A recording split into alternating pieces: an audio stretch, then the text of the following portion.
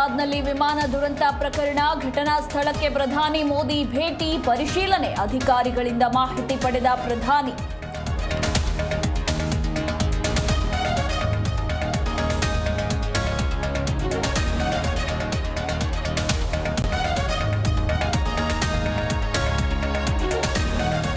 ಅಹಮದಾಬಾದ್ನ civil ಆಸ್ಪತ್ರೆಗೆ ಮೋದಿ ಭೇಟಿ, ಗಾಯಾಳುಗಳ ಆರೋಗ್ಯ ವಿಚಾರಿಸಿದ ಪ್ರಧಾನಿ. ಮೃತರ ಸಂಬಂಧಿಕರಿಗೆ ಪ್ರಧಾನಿ ಮೋದಿ ಸಾಂತ್ವನ.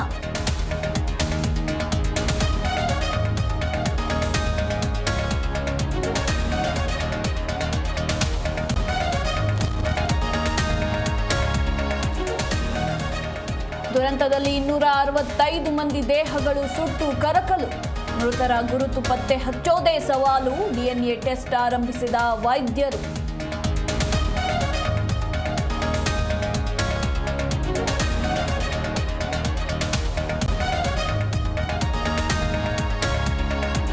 ಹೊಸಕೋಟೆಯ ಗೊಟ್ಟಿಪುರದಲ್ಲಿ ಭೀಕರ ಅಪಘಾತ, ಇಬ್ಬರು ಮಕ್ಕಳು ಸೇರಿ 4 ದುರ್ಮರಣ, ಹಲವರಿಗೆ ಗಾಯ, ಆಸ್ಪತ್ರೆಗೆ ದಾಖಲು.